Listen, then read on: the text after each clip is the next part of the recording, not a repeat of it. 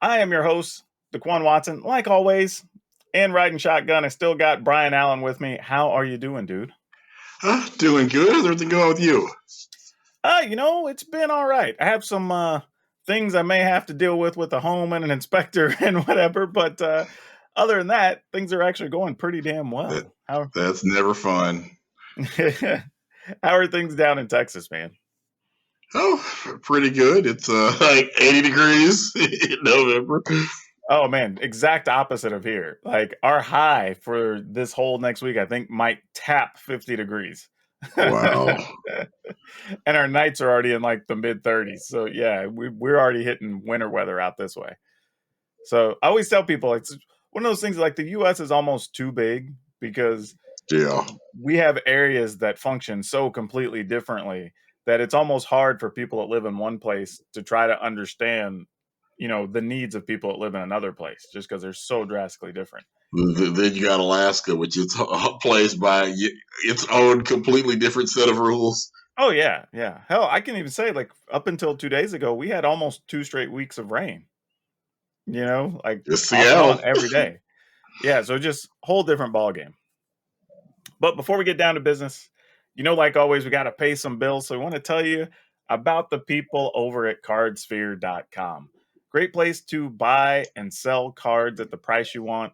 And honestly, the best thing about dealing with them, for me, I can tell you, is that I can do it when I want. If I put stuff on, say, like TCGPlayer, I'm kind of at the whim of orders coming in, and then I got to get orders out, right? If I put stuff on eBay, I got to plan that 3, 5, 7 days down the road, however long I set the auction, that I have to be available within that 24, 48 hours, get stuff packed up out the door, or else I'm going to start getting angry messages or, whatever. Whereas with Cardsphere, I can just see what people are looking for in my collection. Cool. Send them a note, do the thing, pack it up, get it out tomorrow if I just have time, right? And that's the best thing for me because I have a busy schedule. Right. So it's really cool. The inspector says, hey, this house has too many magic cards in it. Get them out. Yeah, pretty much. Then I take 2 days. I get stuff sold through Cardsphere, So it's a completely different experience of selling, but I think it's cool that it's still an option to the public. So if you haven't checked it out, go give them a look. They are cardsphere.com. And then we also want to give a shout out to our patrons. If you want to support the show through Patreon, you go to patreon.com/colorofmagic just for $2. That's it. That's all you got to do. Oh man, sounds like you got something dying over there, like a ghost going behind you. Oh, I think the kids are doing something or other. Oh no, it's fine. But yeah, patreon.com/colormagic. If you want to support the show, we really appreciate that. Also, we want to give a shout out to a patron. I don't think I did that last week, so I apologize. But we have one, Ray Traeger, and I want to give, or Trago actually, and I want to give some love here because Ray has followed some of my other content as well. So, I am always appreciative when people follow multiple things that we do because we have our hands in multiple things. So we know time is short for a lot of people, and the fact that you like our stuff enough to follow us on multiple platforms. We're super been on Alan's Ever After and DL Caesar as well. Well, there you go. See, so like all in on the Color of Magic team love. So we appreciate it. Also, don't forget, if you want to get something for yourself, you can go to colorofmtg.com/shop and you can get playmats and tokens, and you'd be supporting the show that way while showing off some stuff that have our logos and likeness on it. So we'd appreciate that too.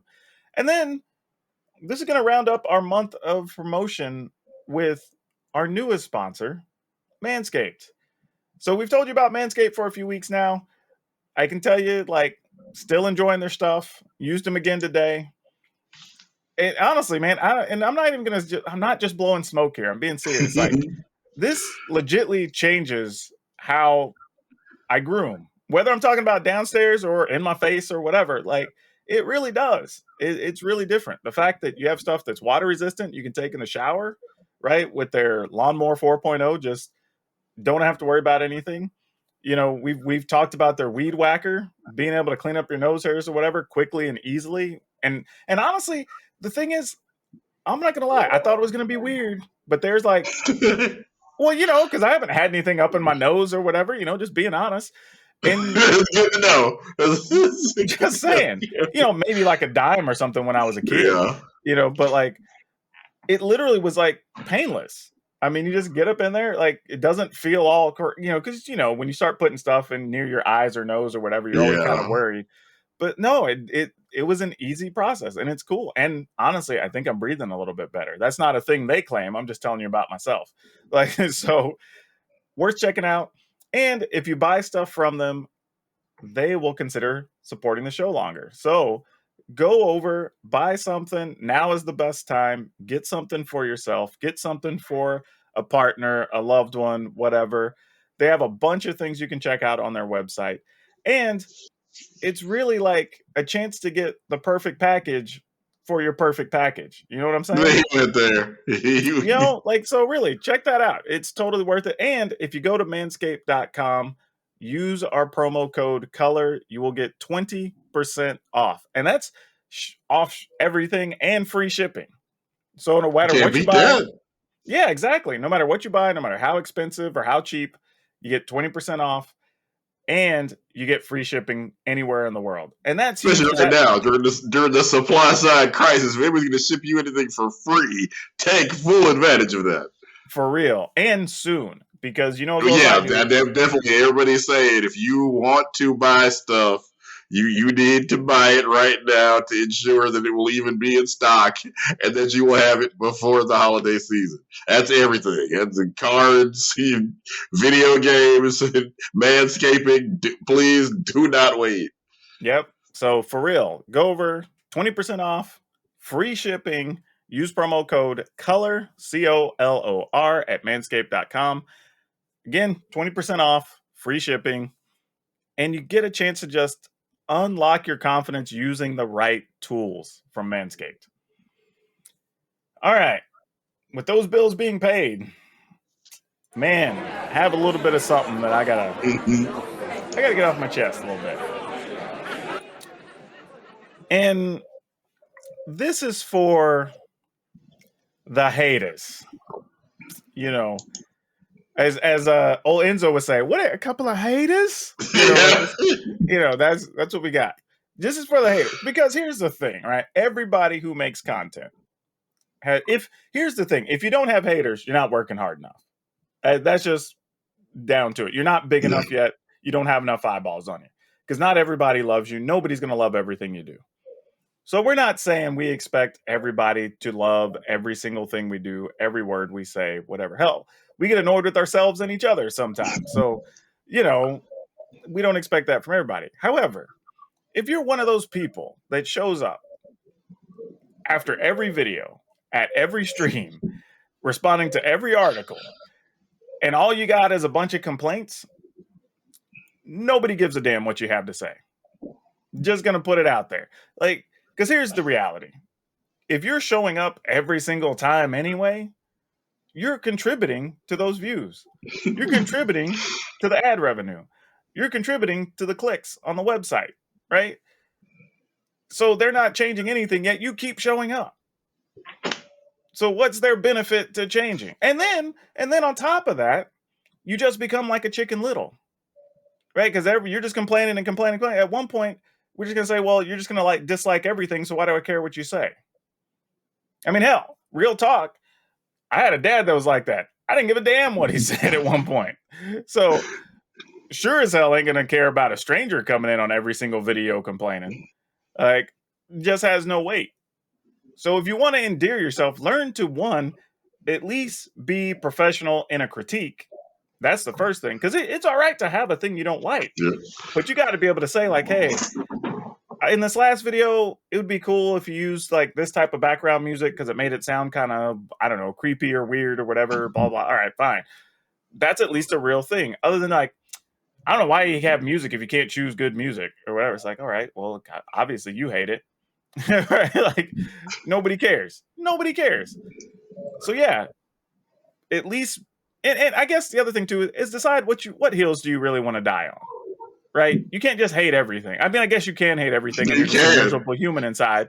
But come on now. You can't hate everything. Figure out what you hate the most. There are people where that's their whole brand is they hate everything. Well, yeah, but I saw that when I was 8 and his name's Oscar the Grouch. I mean, come on. You can't hate everything. unless I guess you're a Muppet. So Scam! yeah, exactly. So figure out whatever it is that you really want to complain about, what you think somebody can or can't fix or whatever, and just be professional and adult about it. That's all. Because if you just keep coming in complaining every single time, I can tell you right now, talking to other creators, they don't care. They literally ignore you. Half the time, you're blocked and you don't even know it. Because a lot of people, I can tell you, there's a crap ton of people that are hanging out on, I guess if you want to call it, shadow ban list on people's YouTube channels. The Phantom Zone. You can do that, and you never see those comments from that person again. I literally have, I don't have a lot, but I have a few. I have no idea if they've commented or not, because I haven't seen anything from them in like 6 months. So you end That up is there a glorious sometime. feature. Yep. All right.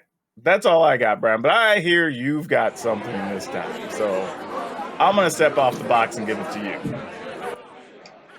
Yeah, I guess a couple of months ago, former Hercules Kevin Sorbo was complaining about, being canceled by all the liberals in Hollywood. And I said, no.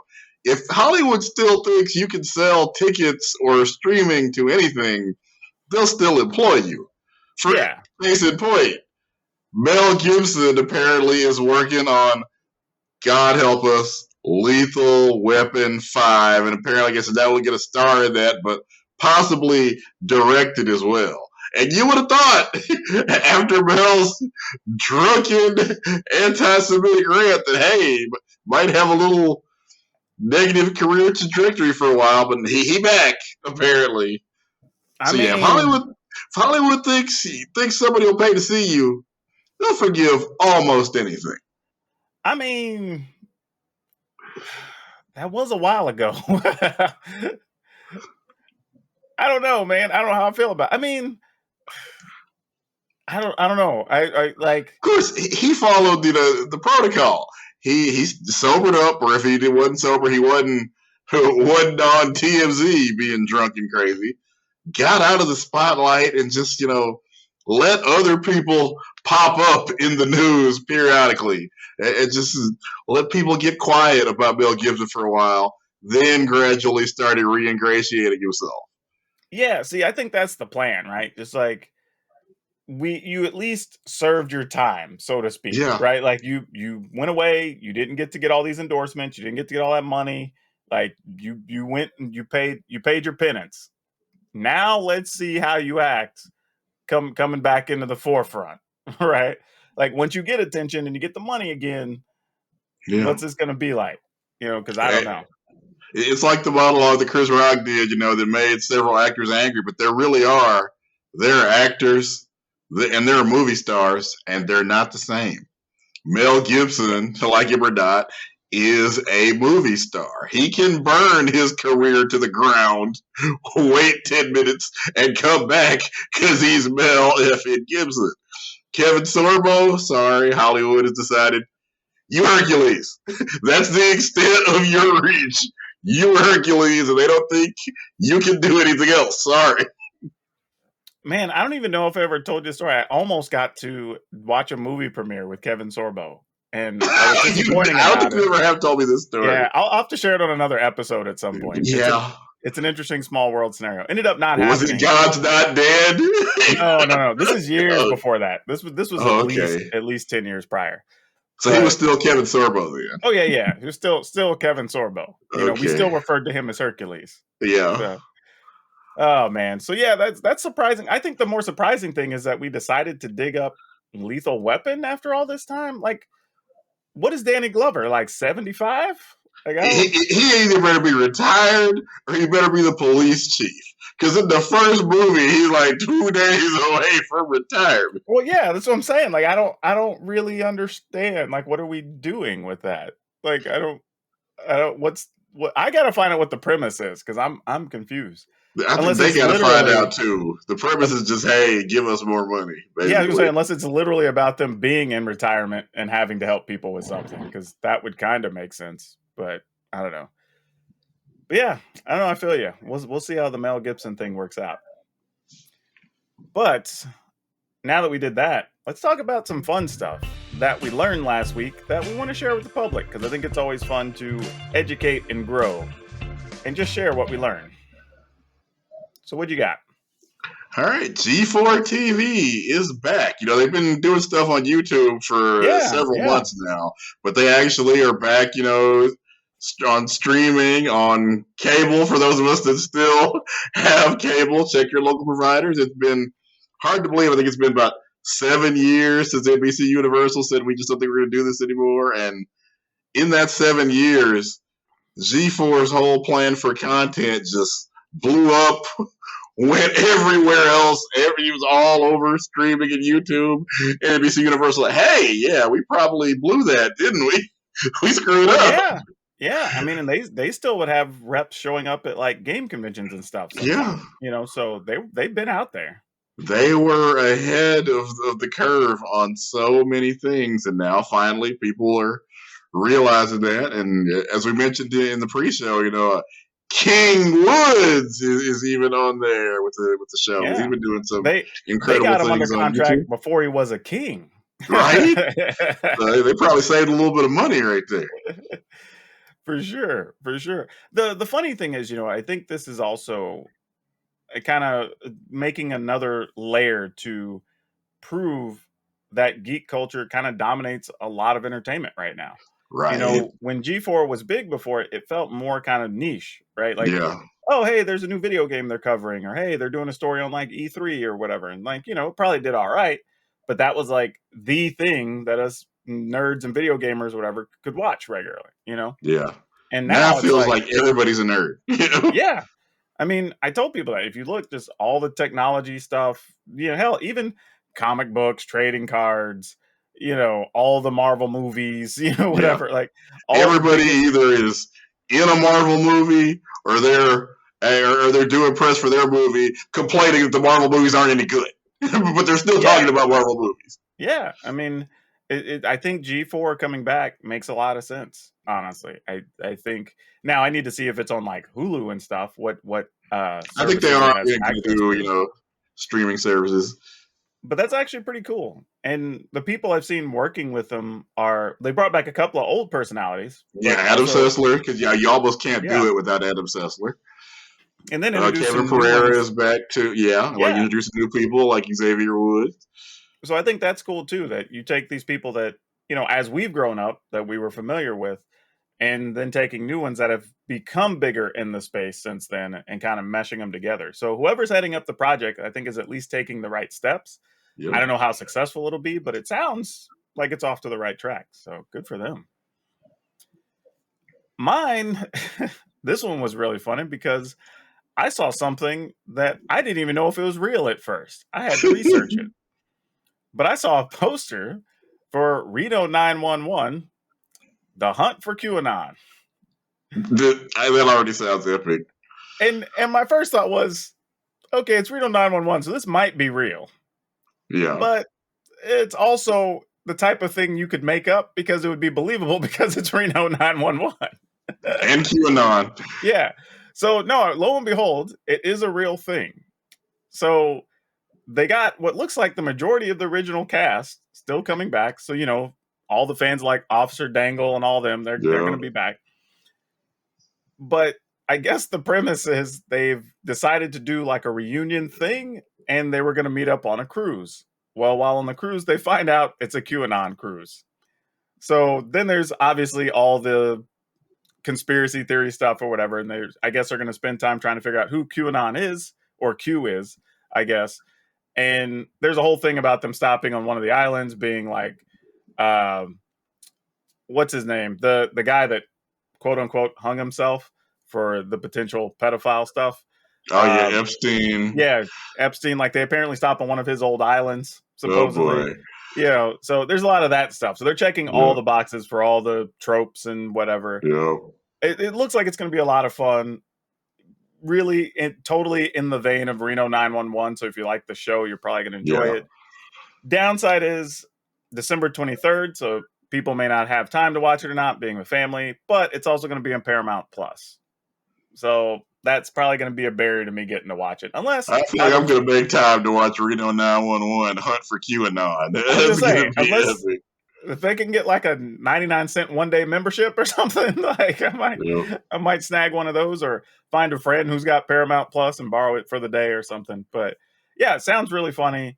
One of those ones that, like, when you talk about bringing a show back or doing a sequel or a reunion, this is how it feels like it should be done, right? You do Yeah. something completely tongue in cheek, super fun, like totally in the vein of the show, and you're like, cool, we're just doing this one shot, hit you in that nostalgia vein a little bit, and then walk away, And right? it's the perfect target because QAnon just.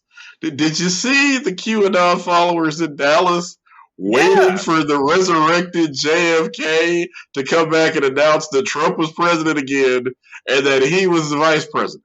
Oh, even worse, I went deep diving on that because I can't just leave well enough alone. Like, Right?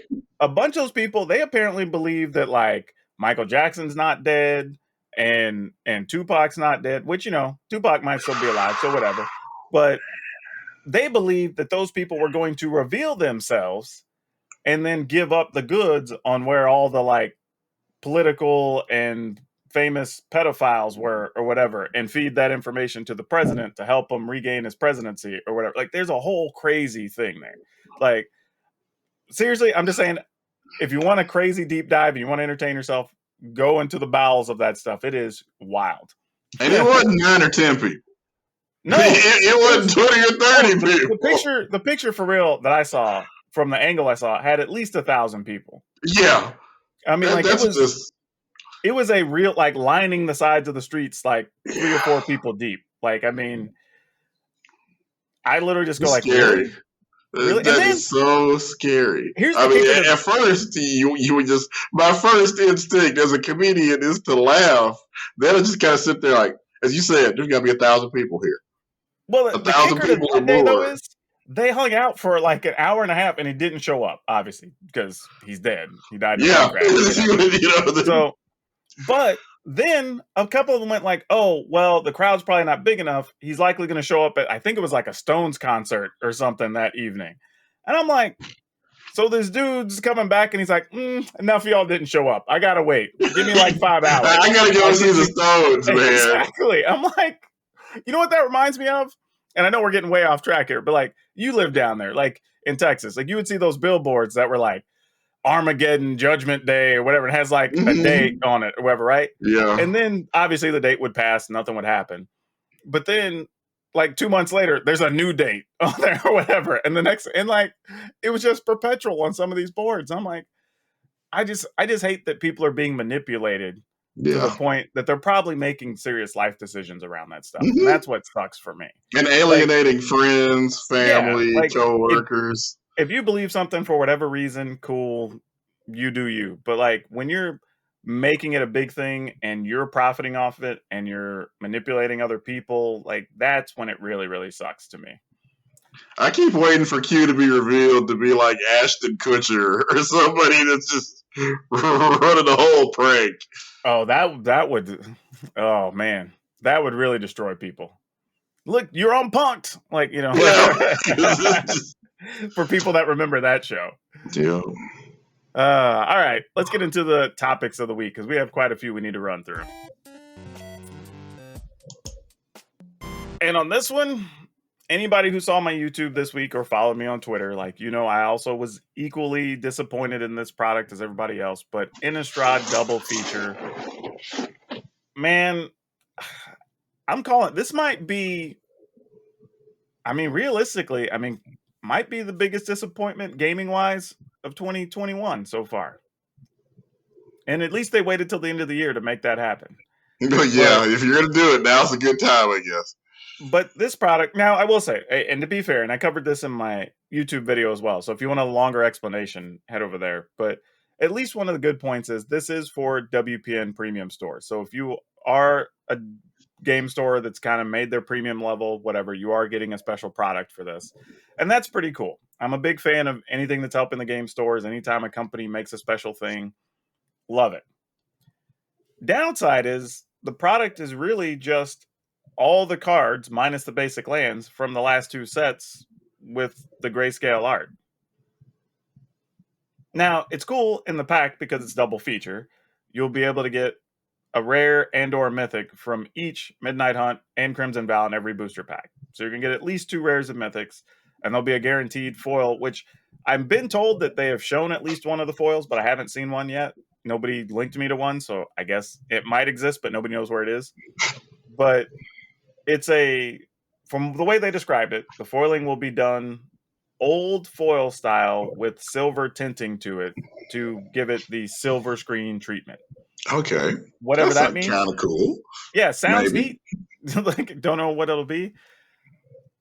I will say this, like, this does create a weird thing that if you are into collectibles, one of the things that's kind of popularly known is a lot of times the thing that's the least popular ends up being the most expensive later. Yeah. Because, everybody who was into Star Wars as a kid had like a Luke Skywalker figure, right? Mm-hmm. But not everybody had like, I don't know, a Greedo figure or something, right? Like just random dude from the Cantina figure, right? So Or anybody who's a Boba completist, Fett before he became such a ridiculous big deal. yeah. So people go looking for those rare items that were printed at like 1/10 of the print run, and only half of those sold, so they end up being worth more. So that could end up being a situation here with Double Feature, because it's also going to be limited to, I don't know, probably like 100 stores or something or whatever, right? That are at the premium level. I don't know, it might be more than that, but some number, right? And it's probably more than 100. But Yeah, a I was gonna small say, if number you of don't stores. know, I certainly know. No, it's going to be a small number of stores though, right? We'll call it, we'll say, even if it's a lot, let's say it's 3,000, right? That's still only 3,000 stores, maybe getting a few boxes each. Maybe they could order up to Yeah. 10 or 12, probably. And maybe if you're a really big store, your allotment could be more. But it's also coming at the holidays where people are trying to buy other stuff. It's going to be at a time where people are already or have already purchased Crimson Vow, Midnight Hunt. They probably don't want more of the same cards. You do also have the issue that it's the grayscale treatment that was supposed to be a cool thing to get in the collector's boosters. So now you have some things devalued technically because you went and did the same gimmick again in another product. So I don't know what to make of it, honestly. Like, and who knows? The foiling could be just bomb, right? And then everybody wants it, right? If it's just straight dope, then the product could still go bananas. So who knows? I have no idea. Now, one thing I want to ask you is, how do you view it? Because I mean, I obviously have done a whole video on it, but how do you see it? I mean, I'm not really a huge draft person anyway, so it wasn't anything that was gonna have a huge impact on my purchasing. That's fair. That's fair. And that's kind of the downside too. If you were expecting to draft this, unfortunately, it didn't get the curated draft treatment, right? Because it could have been, all right, let's take the cards that work together well from each set and make a 300 or 400 card set and put those in there. But it's literally just every card. Matter of fact, it's literally every card, to the point that the cards that appeared in both sets at like common appear on the list twice. So they didn't even like take the duplicates out. It's literally just, now granted, it's only like a handful of cards, but it's like to just drive home the point of, it's literally just both sets with the treatment on it. And I think one of the other misleading things was that your buy a box card for it is a card from one of the previous Innistrad sets, Endless Ranks of the Dead. So everybody's like, oh, cool, we're going to get some old cards with this treatment. That's pretty sweet. Yeah. Because then it's like, okay, do we get just more zombie, werewolf, vampires, whatever, that work together so you can do a cool, like, big draft set? That'd be neat. Do you get old reprints that we haven't seen in a while that would carry some value and get people excited to buy it? Like, that would have been a thing. And any of the things you could have done, I think, would have easily made this a slam dunk sellable product. I mean, so many things you could have done. Which leads me to something that, and this is just me speculating, but I feel like this is the product that ended up being the victim of the pandemic for Wizards of the Coast. I can see that. And I say that because it feels like a plan B, right? Whether that was, we had to get this out the door immediately so we can stay within the production times, Yep. or get stuff shipped on time because, trucks were having issues and boats were having issues. So maybe it was like a now or never, got to get it done. Maybe some number of artists didn't get enough of the alternate artwork to you, so you couldn't pull the trigger on that. Somebody could have got sick. There's all kinds Yeah, that's of true. things. Some people working on the project could have got sick, right? Like, who knows what. But seeing how everything else felt very fun, good, complete, it feels very much like this just didn't get the same attention or time or something. Because the things you could do with it, like you can ask almost anybody you ask that was interested in the product, all had a cool idea of what the product could be. So Wizards knows some of those cool ideas too. And if any of those would have been acceptable by the public Yeah. and make it a slam dunk seller, you would have went with them. So either if this isn't a victim of the pandemic, this is just somebody who is in charge of the product is bad. I mean, like, I I don't wait want to. for a big long elaborate. He just don't know, just bad. No, I don't want to put that indictment on somebody, but like, I mean, this is literally like it feels like the least effort that's probably been put into a Wizards product in a long while. Like, Also, maybe we've been talking about product fatigue. Maybe it's happening to them too, where they're just cranking out so much stuff in such a relatively short period of time, to where maybe something had to kind of go boom, and this is it. maybe like it's weird, man. Like because people ask me like, because I'm a big fan of not telling people to buy or not to buy something unless I'm 100% certain. Like I can tell you, might as well buy all the commander set stuff because history says they all inflate in price in a short amount of time, right? So just go buy it. Like I have no problem telling people that. But on something like this, man, I don't know. Like it could end up being worth double or triple, or within 3 months' time, it could be being sold under wholesale price. Like it literally can go either direction. So Go to for your me local personally, Goodwill or flea market. yeah, Hey, buddy, got some Innistrad. just saying. So for me personally, I'm probably gonna buy a box, maybe two, but I'm just gonna sit on it. I have no intention of opening it, playing with it, whatever, and I'm just willing to take the gamble, and we'll just see what happens. I don't really know. Like I said, unless it turns out the foils are really damn cool, because as I do, we're gamers and we're like damn Yeah. pros. You show us something shiny, and like if it's good, then people will start going after them, and then it'd be a done deal. But until I see those, I can't really make an assessment one way or the other. But I thought it was at least worth talking about. We do have another bit of interesting news, though. And this has to do with Streamlabs. So if you're in the streaming community, there's only a handful of things out there that people use for streaming, really. There's a bunch, but realistically, you're using Streamlabs, OBS, you're using regular OBS, you're using XSplit, and maybe one or two minor other services. Yeah. But that's kind of what the majority of the community uses. Well, one of the biggest things is if you wanted to stream on a gaming system, it's a bit of a pain in the butt because you end up having to have a capture card and you have to run it to a computer and you have to do all these other things, right? But just this past week, I guess it was, Streamlabs announced they had an exclusive deal with Xbox. So they've created a way that you're going to be able to stream using your Xbox without needing a capture card, which is pretty awesome. Yeah. Right? Being able to do all your overlays, and it means you'll be able to take donations or subscriptions and all other stuff you do or whatever that you have trouble doing with just your console. So fantastic, right? It's a way for people to get paid. Awesome. Well, when they rolled out the demo of showing what it would look like, it looked, I don't say identical, but pretty damn close to what Lightstream already had. Yeah, so there was a lesser known service called Lightstream that had something set up that they were showing, and they were like, hey, this kind of looks like ours. Like, what the hell? And yeah, that didn't play well with the public. They copied the homework and even changed it a little bit. Yeah, they did not understand the assignment as it goes, but they ended up making an apology because they had to, obviously. So they're, I guess, going to change the look or do some other things. If I read their announcement correctly, they're also going to take the OBS title off of their Streamlabs OBS. And I guess so the open source thing is no longer being plagiarized and being used to also do stuff on Xbox, whatever. I don't know. It's open source, so I'm not sure why that was a big deal. But it's something I guess they felt they needed to do to just fully say, hey, we're not using anybody else's branding. We're not doing whatever. So that's something that's being played out right now, because I've seen multiple creators, people on Twitter saying like, hey, if you want to move your stuff off of Streamlabs OBS, I can show you how to set up other services through regular OBS or whatever.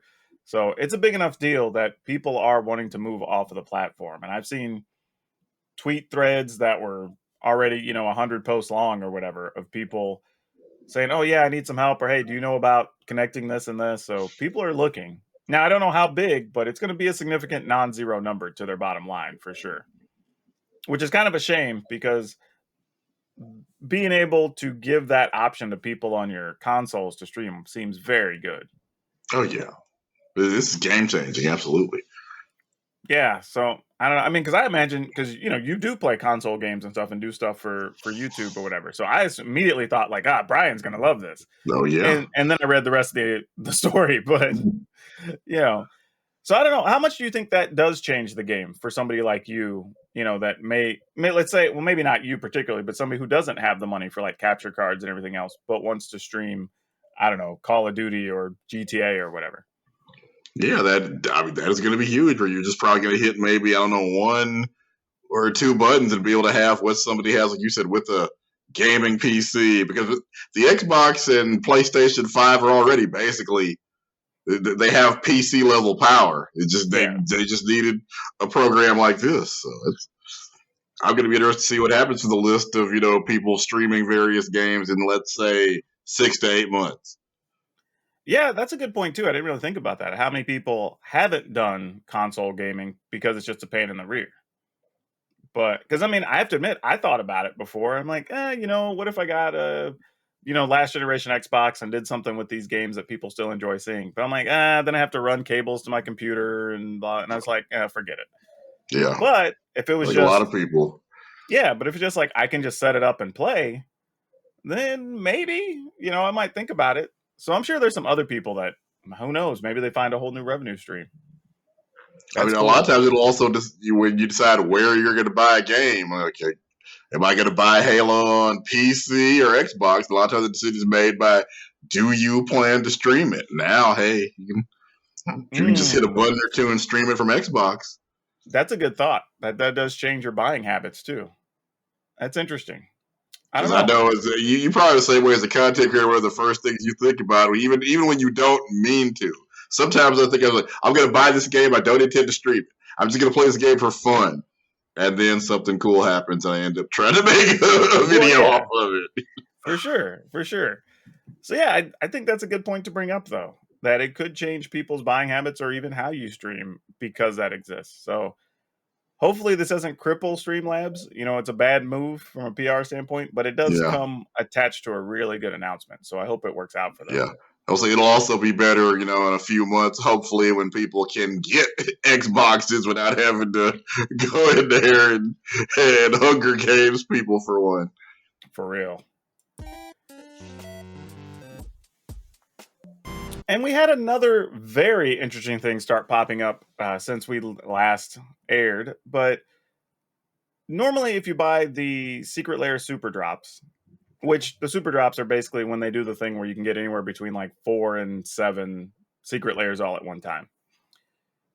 Well, with this most recent one, there was an interesting thing inserted. Whereas previously, the Secret Lair Super Drops used to have like, at one point, I think we got alternate arts, fetch lands. Another time, for a while, I think they were doing the stained glass planeswalkers, just some different stuff. Just like, hey, kind of like a thank you of like, hey, you bought one of these bundles or whatever. Like, hey, here, have a cool card, right? Here's some interesting stuff.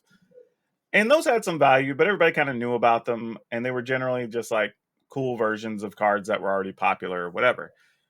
But in this case, we had Viscera Seer, which is, I believe, an common or an uncommon from one of the core sets a couple of years ago, which is a playable card in some like combo-y type decks and stuff. It's actually reasonable.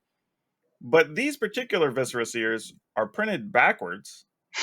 And that's the weird thing, because it's not an error in the sense that only one of them is backwards. All the ones we have seen so far are backwards. And they are numbered and stamped 1 through 100. And so far, I think I've only found 7, I think was my count, of ones that have either come up on different Facebook groups or Twitter or whatever. So, I mean, more may be out there, maybe some on Reddit I haven't seen or whatever, but I've seen 6 or 7 of them so far. And the interesting thing is they've gone now the first one went for 5K because nobody knew anything about them, whatever, kind of random. But I've seen one of the others hit for 1,500. So, I mean, these are real value cards. Yeah.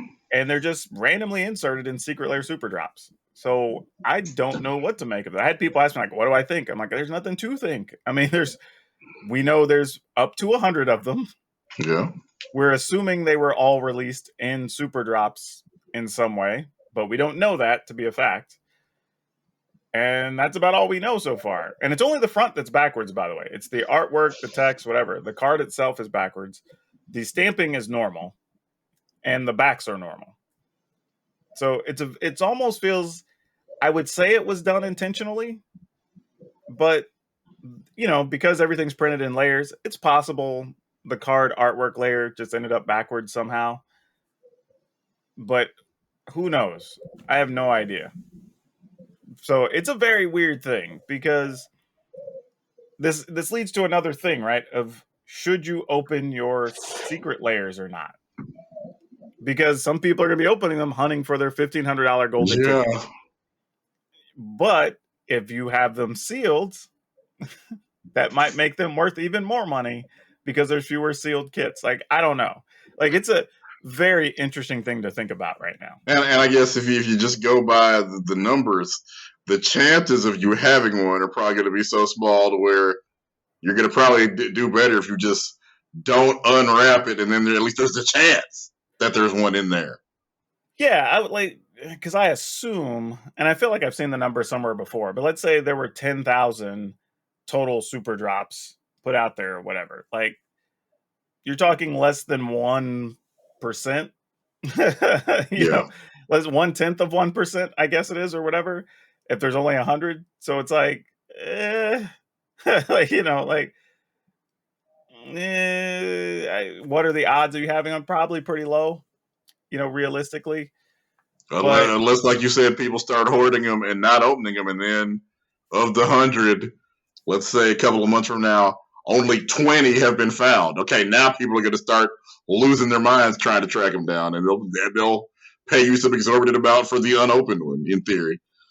Yeah, so that's the weird thing, and it also comes with a little bit of a different thing that occurs because of the information age we're in. Is that previously in history, if things like this were to have happened, there wouldn't be as much information on them, and as many people wouldn't know about them. But because you're able to get these stories out, websites are going to be talking about them, whatever, there's going to be a larger number of people that may be interested in purchasing them. So that could also buoy the price a little bit. So like, it's a weird product, man. It's a really weird instance. I know some people hate when like the companies don't tell you they're doing these like secret drop sort of things or whatever, but I kind of like when it happens. Yeah. Like, we know it's purposeful. We know that much. Right? On some level, they printed them. They intended to do something with them. Whether they were intended to go in super drops or not, who knows? But they did. Right? So they came from the factory. We know they're legit.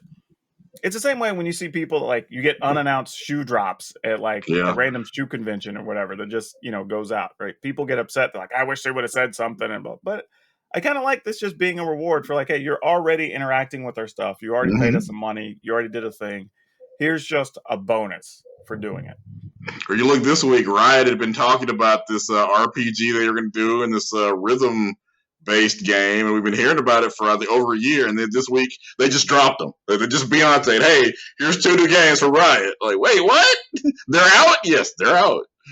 Yeah. I'm a big fan, though, of just saying, like, hey, not everything deserves an announcement. There's some marketing and PR to it. And in this case, it's kind of smart for Wizards to just say, like, hey, sometimes if you just give us money, you're just going to get this sweet thing. Here you go. Right? And who knows? Maybe it's a one-time thing. Maybe in the future they do a bunch of like 1 of 100s and it's just different playable, like smaller cards that get numbered up. But I'm just thinking, like, what if they take the time to do like a real card? Like, I don't know, let's say a Snapcaster Mage or who knows what, that's already like a $50, $60, $80 card. And then you get the 1 of 100 stamping on it or whatever. Like, who knows? You could be talking about a 10 or 15K card, maybe. Like, it's crazy. It's crazy to think about, but cool for Wizards because this is the type of thing you can do that gives value to the customers without detracting value from anything else.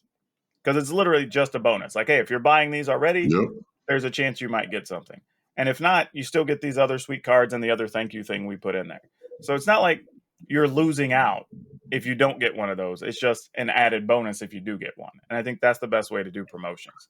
So it's like when you think you're out of French fries and then there's that bonus fry down at the bottom of the bag. Like, oh, didn't know you were in there. Yep, one of those bagglers, as we call them, that hang around the bottom. Like, you got to snag those up. Is that what people call them? Yeah, bagglers. I've never heard that term before. Actually, I think it came from, it might have come from like Burger King or something. That they had it several years ago. Or Jim Gaffigan. That sounds like a thing Jim Gaffigan would come up with. Man, I have a love-hate relationship with Jim Gaffigan's comedy, I think. But all right, let's get into one last bit of news before we hit the dinner table. This past weekend was the first weekend that we had access to Innistrad Crimson Vow online. And obviously, people wanted to build decks and play with them. And we actually had a lot of tournaments happening. We had some big ones. There was a Magic Online event that happened. There was Croaky's ran a tournament, another streamer. And we talked about that previously with his Team Liquid and Reno deal. And they got 356 players, I think it was. So, solid number. Yeah. And people say, it's not that big. But at the same time, like, he's just a streamer. Not saying, like, not to, like, disparage Croaky's, but, like, he's not a company. He's not a brand, Like, he's a person. And he was still able to get his community activated and everything for 356 entries, which is pretty good. Also consider that a lot of those people probably didn't have Reno accounts. So that's like another barrier that they had to go set up accounts, learn how to use it, whatever. So pretty cool. And then we also talked about the Red Bull Untapped series a couple weeks ago, and that had almost 1,000 people. So lots of events happening this week. Oh, and Jeff Hoogland, his Hooglandia Open also ran, and they had, I think it was 80-some people. Let me check the count again. Almost 80 players. Okay. So that's a lot of people playing actual events, of size and of value in the first weekend. So that's good news. The fact that everybody says, you don't have competitive Magic, nobody wants to play, blah, blah, like, that's not true. Like, tournaments are still happening, prizes are still being given out, people still want to play Magic. Like, the average person knows they were never going to play on the Pro Tour anyway. Not saying that the Pro Tour doesn't matter, but just saying, like, using that as an excuse to every time something comes up, people go like, well, why do people care? Because there's no more competitive Magic. They're like, that's not true. Like, just stop with the narrative. That's not true. Like, there's still going to be tournaments. Hell, there's a tournament this weekend in Vegas coming up. Still going to be several $1,000s in prizes. Nothing attached to the Pro Tour at all. They're probably still going to have a packed house for that event. So get off it. Like, I hate people. It's like the same people that every time there's a new Magic thing, like, I can't wait to get more Pringles, talking about the foils being warped. Foils haven't been warped out of the last, I don't know how many products, at least since, Strixhaven probably? Like, that's just not a thing anymore. Let's move on. It was funny when it was a thing. You're like you're like if Carrot Top never upgraded to digital boards and doing his comedy, right? Like, you're just like, look, I have this sign. Ha ha. You're like, dude, you did the same joke for 20 years, right? It wouldn't be funny anymore. Like, move along, get more material. Like, it just sucks. Like, and here, I mean, I know people that are just listening aren't gonna be able to see this, but I have stacks of cards that have been sitting out for days, hell, weeks actually, and they're fine. There's no warping here. Like, these literally just came out of a stack. These are all foil lands out of the collector's boosters, and there's nothing. There's nothing. And these have not been the best conditions. Believe me, I've had my window open. The air's been humid coming in because it's been cold and wet and everything else. And, like, it doesn't matter. So yeah, that whole narrative, if I'm wrong, I'm wrong. But I'm telling you, I've opened collector's boosters and set boosters of the last 3 or 4 sets, and they've been fine. So let's get off that. But ultimately, people still want to play Magic. They still want to play in events. They still want to do organized stuff. We still see people wanting to get big Commander events together, even on a casual level. Obviously, everybody's wanting to talk about and go to this Magic Vegas this weekend. So, yeah, like, still good. People still want to play. So, let's just keep the narrative what it is. People are still active. People are buying Magic. People want an excuse to play Magic. Now, the other good news is it was pretty varied on the weekend. Like, every event had different decks winning and had a very different looking top 8 in each one. So I don't know if that's going to hold, right? Because it's only weekend one, right? Yeah. Everybody's trying new stuff, and some people may not have had all the cards they needed or whatever. But it's a good sign to start with. Now, don't get me wrong, we saw lots of the big decks, right? The Is It Epiphanies, we saw mono green, mono white, what you expected to see. But there were some variations of werewolves and vampires, and there was some like treasure decks, and Is It Control was a thing that's kind of popped up here, and just a few different things, right? And it's cool that we have a variety of decks and options that people can play. So I don't know, man. I don't know about you, but I'm feeling good about Standard right now, at least. Yeah, it seems. I mean, that's what you want is the ability to play multiple different kinds of decks, and as you said, have you got 3 or 4 tournaments, and none of the top 8s look the same. That, in theory, is what we want. Yeah, I am 100% on board with that, and I do think over the next 2 weeks we'll settle in a little bit, and we'll probably get down to 5 or 6 big decks, and then there'll be some quality tier 2 stuff. But even then, I think nothing feels unbeatable right now. Now, there's some things you get that new Hole Breaker thing. Yeah, that thing does seem beastly. Yeah, that thing's kind of nuts, right? But you can still deal with it. Like the turn they play it, you can try to kill it and whatever. So there is some interaction and play there if you plan for it. So but yeah, overall, really, really cool way to start the season. And it's also cool that there was that many options for people to play in. Because if you wanted a paid tournament, if you wanted a free tournament, if you wanted a tournament that qualified for another thing, if you wanted to support a streamer, cool that there was that many different options. So it kind of sucks they're all on the same day, but it's cool that you could engage with Magic the way you wanted to support the people you wanted to, or to fit whatever the lifestyle or time is you have to put into an event. All of that super duper cool. So just nothing but positive things to say so far, which is probably what makes Double Feature feel so bad. Is the last 2 weeks were so good. Everything's great except this thing. Yeah, so it's the one thing people have to complain about right now, so it's getting all the bombs dropped on it, unfortunately. But yeah, let's head to the dinner table. All right. And wrap things up this week. And I think it's appropriate, kind of segueing from our last topic there about going to events again, right? Because obviously Magic Vegas is going to be the biggest Magic event all year. One of the only Magic events of the year. Yeah. So everybody's trying to get. Hell, I had people even as of a couple of days ago going "Hey man, I don't know if you got your, you can come stay in my Airbnb, whatever." People are doing everything they can to make this an event, which is great. I appreciate that. I think it's awesome that people are excited. But one of the things I want to talk, and you've seen this, I'm sure, no doubt, when you go to an event and you see that person wheeling in their luggage, sometimes double fisting carded luggage. And it's 10 binders, 4 or 5 long boxes of cards, whatever. And it's bruh, what are you doing? I can't even imagine being able to enjoy the event if you're carrying all that stuff. Looks like you're moving. For sure. And I think that's the thing, right? Because for me personally, anytime I've tried to interact with one of those people, it's not a fun experience. Because a person that comes with that, they are trying to take everything they have and maximize their value on every trade and whatever. And I'm just I don't have time for that, man. Side story. This happened. This was back when TCGPlayer did their championship events or whatever. They had these tournaments you could play in stores and you qualified for a championship. This one, I believe, was in Columbus. And I passed the table, and there's one of these, we'll call him a backpack dealer. That's got all of this, just stacks of binders and boxes or whatever, and they're going through this thing and they're trading. And he's trying to trade for the other person's, I believe it was a Beta Underground C. So couple $1,000 card, even back then.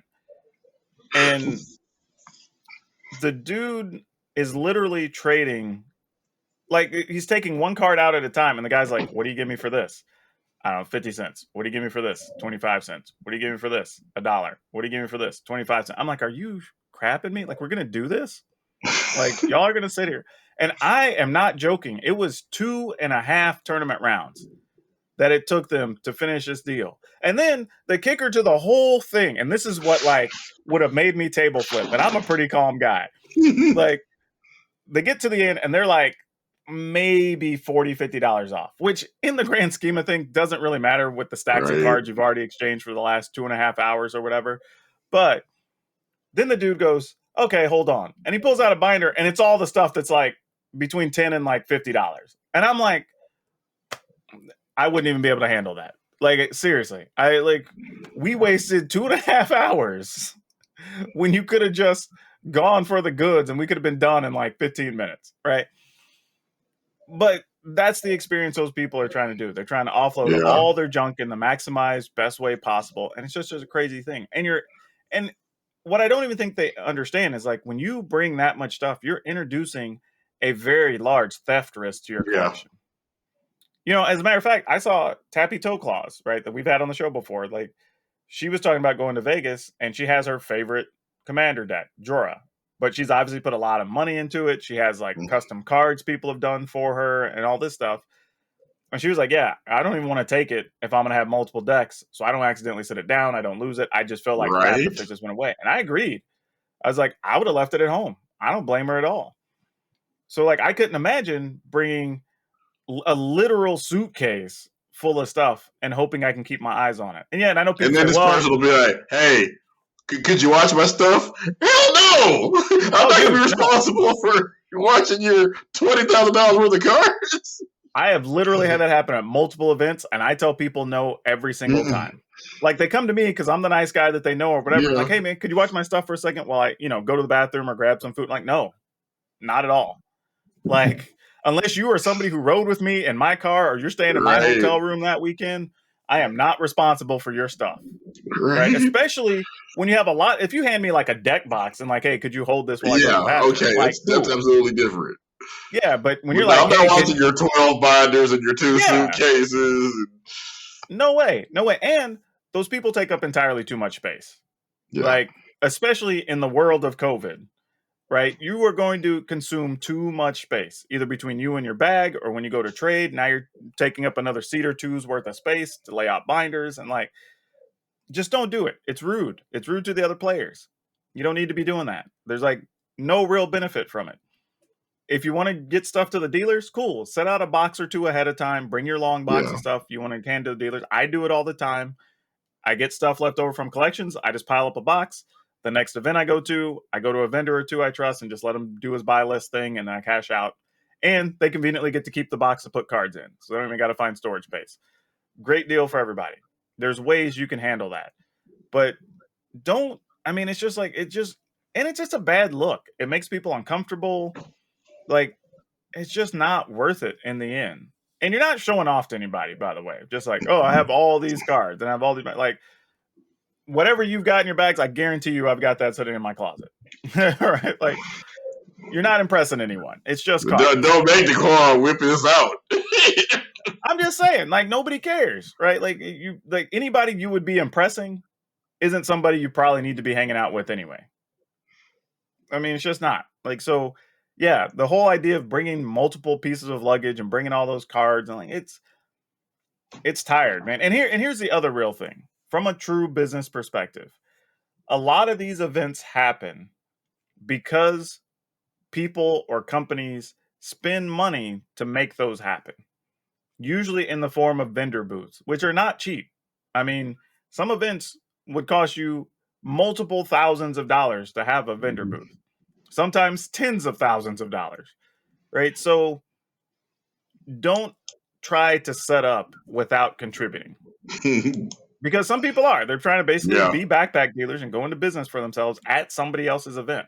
So don't be surprised when staff comes through and tells you to pack it up or GTFO, right? Because they have people who have paid for the right to do that and have that much space Yep. and bust out all their binders and put stuff in display cases or whatever, right? So it's bad form, no matter how you look at it. And I can tell you from being a vendor, having run events and conventions or whatever, I would gladly boot somebody out because I'm protecting the people who have a contract, who are trying to maximize them because they spent money to be there, help put the show on for everybody else. Yeah. You know, like Magic Vegas, I'm sure we'll have a couple of vendors there because Channel Fireball knows like you can't service all the people by yourself. So some of those vendors probably paid a good amount of money to be there, and Channel Fireball's paying for the venue or whatever. So all of us can go to these events and have fun, right? So you can go meet your friends, play in these tournaments, get these cash prizes, all this stuff. It happens because all these people are putting money in on the business end. And if you're coming in trying to undercut that, then you're really undercutting everybody at that event. Because if the people involved don't make their money, then events like that don't get to keep happening. Just plain and simple. So don't be one of those people. Pare your stuff down. If you can't fit it in a backpack walking into the room, you probably don't need to be carrying it with you. That's like the easy way to remember it. But all right, Brian, tell everybody where they can find you on socials between shows. All right, I am DL Caesar on YouTube, Twitter, Instagram, and our family channel on YouTube is Alan's Ever After. And you can find me just about everywhere at PowrDragn, PowrDragn. And man, I have so much content coming out, so you might want to follow those socials and get on that YouTube. But yeah, as always, wherever you are watching or listening, good morning, good afternoon, good evening, and good night. Don't forget to go out, buy yourself some stuff over at Manscaped. Go check out stuff over at our sponsors at Cardsphere. Now is the best time to get your stuff in before shipping gets too bad, and you get your discounts, so go do it. Otherwise, take care of yourself. Stay care with all the COVID and the flu season now. Do whatever you got to do. Stay safe, stay healthy. Remember to be awesome to each other.